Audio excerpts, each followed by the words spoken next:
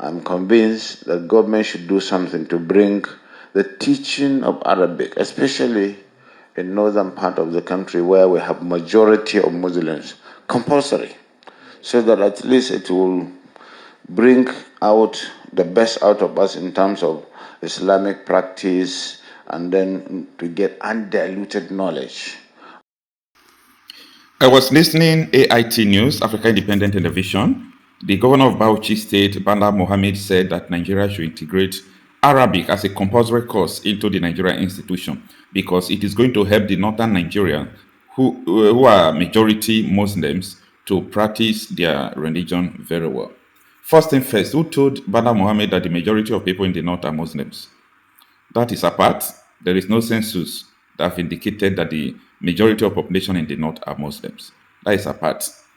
Secondly, he is saying that they should integrate Arabic study into Nigeria curriculum just because of their religion, especially for northern Nigeria.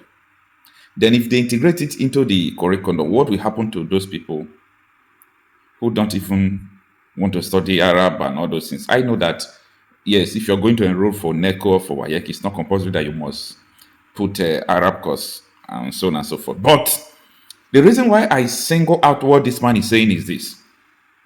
Some years ago, this man walked into Chinese television studio and tell the whole Nigeria that he, Bala Mohammed, is going to invite Fulanis from across the world into Nigeria, and he is going to arrest their violent culture. So he knows that they are violent. And people were asking him, you are going to invite people from all across the country. Are they Nigerians that you're going to spend the state money for them? They are not Nigerians. You want to do budget for Fulanis from across the world. He said Fulanis are global citizens. This is what Bala Mohammed said. Now, Bala Mohammed is the person that sponsored the second wave of importation of these people who are terrorizing us in Nigeria. The first wave of their importation was this Tinubu coalition that imported the terrorists. The second one was Bala Mohammed. And now he wanted an Islamic education for the people they imported. Why? Because those people said Western education is prohibited. Do you see the ideology? Do you see the way they reason? So, for me, in a normal circumstance, I don't see anything wrong if you're learning languages. Even me, I understand Arab. I speak Arab in little. Okay? I understand Arabic. I speak Arab in little, just that I can't write Arab. Can't write in Arab. So I don't see anything wrong in learning a new language. But the motivation, the reason behind, like the reason he's making this statement is where the problem lies. Because this is the same man who imported these people into the country. Let me know what you think about this. That culture in our people, while at the same time bringing the Fulanis in one fold and try to arrest their traditional practice of moving from one place to the other. And that is very big, an uphill task. But I think we can communicate with them more, because to them they don't have borders from Cameroon to Nigeria. But that's the thing, Excellency. How do we ensure that those who will be participating in this federal government largely funded program will be Nigerians? In terms of the funding? No, in terms of the operations. Operations. You said to bring in the Fulanis together. You see, the issue of misconception, I see there is a lot of mistrust and misconception with regards to the Fulani man. The Fulani man is a global or an African person. He moves from the Gambia, from Senegal, and his nationality is just a Fulani man. And as a person, I may have my relations in the Cameroon, but they are also Fulani men. I have relations because from the maternal side, I'm a Fulani man. And that is why we want to educate people. A Fulani man sees himself as a Bayelsan, as somebody coming from the Niger Delta, because he speaks the Niger Delta language, which you and I don't. And of course, we would have to just take this as part of our own heritage, something that is African, and that we cannot just close the border and say the Fulani man is just a Nigerian or this. No. In most cases, the crises are precipitated by those outside Nigeria. When there is a reprisal, it is not the Fulani man within Nigeria that causes it.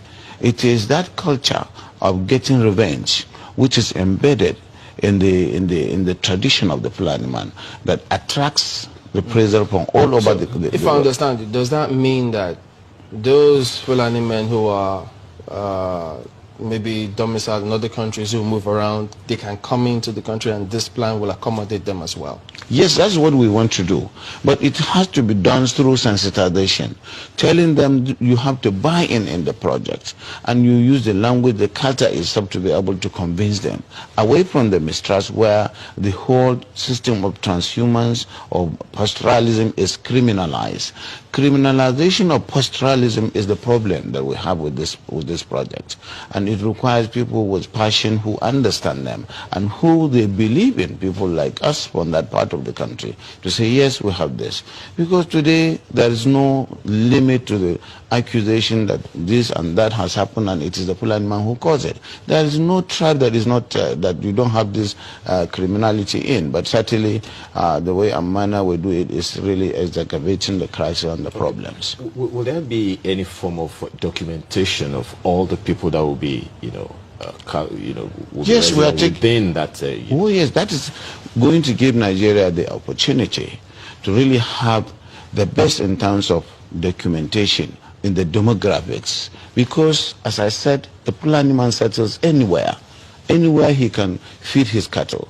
And so if they are put in one place and they are made to understand that this is to save them and their animals, they are exposed to the vagaries of the forest and what is going on, cattle rustling, killings and what have you, and that's why it is important for them to understand that staying in one place is good. And of course, in terms of the best practice of carrying the meat, the cows and the lorries. Let's stay with that security angle for a bit. Is there going to be, this plan going to be a fenced enclosure where anyone who comes in is secured, so there is no one that can just come in from anywhere else? No. It is going to be a colony, and a colony does not require a fence. You will understand the reason, be a prison. You will understand the reason why people are concerned, because of all the security issues that have been happening over time. So if that... These forests are there anyway. If you don't occupy them and create a colony out of them, they create places for the criminals. And today, that's why you have the Sambisa forest, because it is not being utilized. But Your Excellency, much as yes, I mean, they're fantastic. We have met a lot of them who are Fulanis as well. But the concern too is, why should federal government use resources for this country to accommodate Fulani men who are not Nigerians? You see, as I said, we are already accommodating them. Do you delineate and then really know who is not a Fulani man from Nigeria? They are all Nigerians, because I said their identity, their own citizenship is Nigerian, even though we have relations all over the world, all over Africa.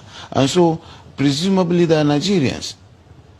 I think you get me. That is the misunderstanding. They move from one place to the other, and they have relations, kith and kins in all the parts of the country and even outside the country. So that is why our own population is fluid. You can certainly not say this is the population of Nigeria. The delegation was led by the director of the Center for Sunnah Studies in Africa, Dr. Shuaibu Idris, who said the visit was to appreciate Governor Bala Mohammed's commitment to education and brief him on the center's activities, particularly its support for Bauchi State students studying in Saudi Arabia. Receiving the delegation, Governor Bala Mohammed expressed concern over what he described as the gradual decline of northern Nigeria's rich Arabic educational heritage. I'm convinced that government should do something to bring the teaching of Arabic, especially in northern part of the country where we have majority of Muslims, compulsory, so that at least it will bring out the best out of us in terms of Islamic practice, and then to get undiluted knowledge of the Hadith and the Quran. He said integrating Arabic education into the national curriculum will provide graduates with equal opportunities and strengthen educational development across the country.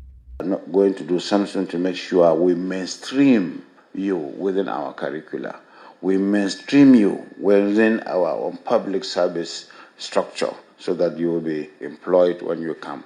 Your employability must be such that when your certificate is brought here, we will see it, and then, of course, it's something you take it to Minister of Education, Federal Minister of Education. Representatives of the Nigerian students studying in Saudi Arabian universities thank Governor Bala Mohammed for his continued support and encouragement. They pledge to apply the knowledge and experience acquired abroad to the development of Bauchi State and Nigeria upon completion of their studies.